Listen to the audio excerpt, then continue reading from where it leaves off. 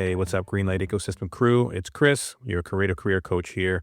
And today we're going to talk about rejection and how to deal with rejection. It's the kind of thing that in the film industry, in the creative industry, you have to deal with pretty regularly, as most of us know. So I'm just going to talk about my process for dealing with it. And hopefully we can all share our different experiences with it. And for me, as a director, a lot of the rejection that I deal with comes with pitching and being competitive, as this industry is, especially in the commercial world, where you're constantly competing against other production companies or directors. You're going to get a lot of rejection just by the nature of the ratios of how many people are submitting for projects and how many people can actually be hired. Of course, you want to be able to voice your vision and make it clear and communicate it in a way that grabs the attention of the whoever the audience is for, whether it's a client, a brand, an agency.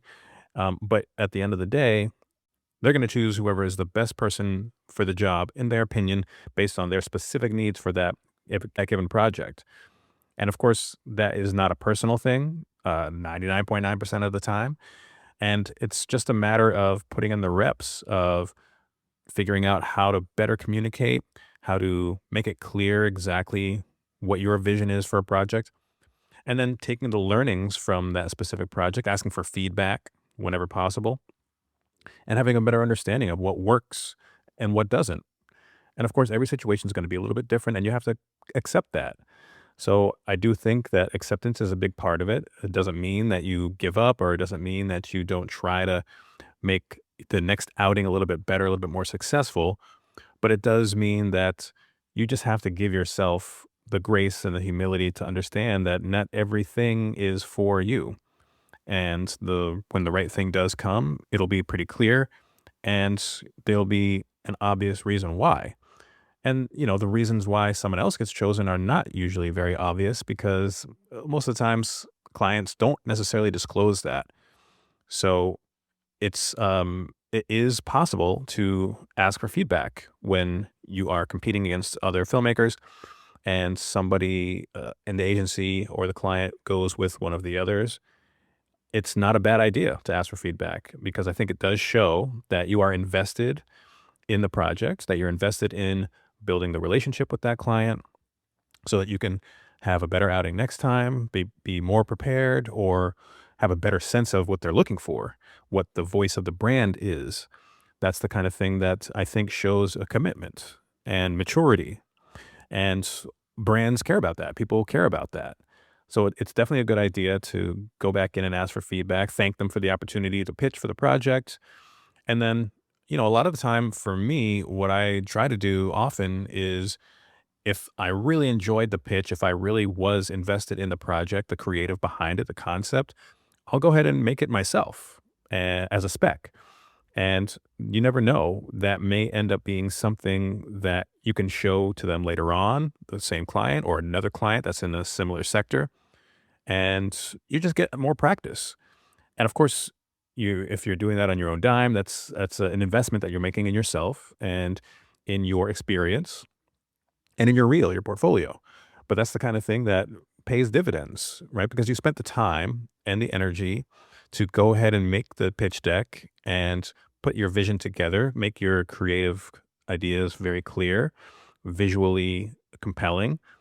And it really does oftentimes, at least for me, feel pretty deflating to not have the opportunity to move ahead with a concept, especially if it's something that I really liked, really believed in, really thought was a creative opportunity to do something really unique in my own voice.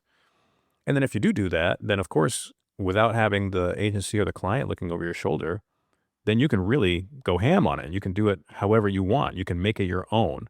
You can really put your stamp on it. And you never know. It may turn out even more successful or vibrant or interesting than what they ended up getting with the person that they hired. But regardless of that, it's always important to do things for yourself and to have another weapon in your toolbox when it's time to show comparable work for a pitch or for an opportunity. So rejection is the kind of thing that you have to kind of get steeled to. You have to be okay with anticipating that you might get rejected, that you might get a no. And that's directing, it's acting, of course. We all know acting is brutal when it comes to that. You audition all the time and you're constantly being told that someone else was better for that role, or you just don't get any information whatsoever. Most of the time with auditioning as an actor, you never hear back from the casting agents or the company or whomever. And that's tough because the waiting game is already a challenge. And then just having no closure at all, of course, that can be dejecting. But it's the kind of thing that you have to make sure that you give it everything you have in the moment, put it all on the table, prepare for when you get there, and then just know that you had the confidence enough to go in there and put your thing down. Like that's it. You have to make sure that you are not worried about whether you get the job or not. You're worried about that moment. That moment is the job. The audition is the job. So you've prepped to get there. You put everything you had into it. You gave of yourself what needed to be given in order to make it feel unique, to feel vibrant, to feel alive. And then that's it. Hopefully they see that. And you just never know, again, what specifically they're looking for. It could be any type of detail that makes one person more right for a project than another. And those are oftentimes things that you have no control over. So that's the kind of thing that requires a little bit of acceptance and a little bit of grace because, yeah, as much as we all want to get the job because we think we deserve it, because we worked hard for it, maybe we worked even harder than somebody else to get to that point, something that is not really quantifiable. But you get in the room and they just see something that they know is right for that specific character or for that specific project. As if you're the director or the DP who's submitting their reel for something, of course we want it, and wanting it is not enough. It's sometimes it comes down to luck, and we all know that luck is just when opportunity meets preparation. And the preparation you have full control over. And you can look for those opportunities. You can put the word out into the world that you are looking for opportunities and then they will come. And if you're prepared for them, those two moments cross and then the job comes to you. But you have to make sure that you are understanding that you are your own machine, that you are your own vehicle for success. And you cannot measure your success based on whether someone else gave you the green light. Success is, I am very happy with this pitch deck. It looks and feels like me. It looks and feels like my vision. And if the client didn't choose it this time, it's not because it's a rejection of me as a human being. It's just them looking for something slightly different than what I have to offer. Same for an actor. They're not rejecting you as a human being. They're rejecting the thing that is not quite right for this particular role. And they're looking for something just slightly different. And you cannot control that. You can only control what you do next. And that's what's going to be the difference maker for you in the long term, is how you rebound from that perceived rejection and turn it into a W for you by utilizing that experience to turn it into a different motivation, a deeper motivation. So, we talked about in a previous podcast, when it comes to pitching in particular, a solid win rate for a working director is 3 jobs out of 10, two or three. So, you pitch for 10 jobs, you get a yes 2 or 3 of those times, you get hired. And depending on the types of jobs that you're doing, that can earn you a living full time. And beyond that, you're always looking to grow as a filmmaker in between times. When you get a no and you have that downtime, that's an opportunity for you to learn. It's an opportunity for you to study some more. It's the opportunity for you to practice by making something of your own. And that's daily. You turn that into a daily routine of creating something brand new based on your desire to experiment, to stretch yourself, to grow your imagination, to learn, to find new inspirations, to connect with other people, and to have an understanding of what they're going through. What is somebody else's win rate? And, what does it feel like for them when they deal with rejection? Just comparing notes, just so that you don't feel so alone and isolated. That's all good practice. Um, and it really just is a matter of knowing yourself, knowing your worth, knowing your value, and honing in on exactly what it is that makes you unique, what makes your vision special, what makes you different from everybody else, and figure out how to infuse that even more into the next project. And that's just practice. That just is every day.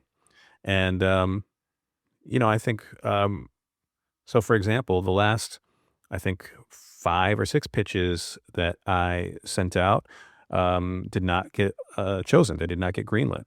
And it is a challenge because I personally, I put a lot of work and thought and effort and research into every deck I do, because you obviously, like I said, want to make sure that the vision is clear, that it aligns with the brand's vision and the voice, and that it is looking as professional as possible and polished, right? So that is a lot of time and energy that goes into that. I do them myself. My partner and I work on them together.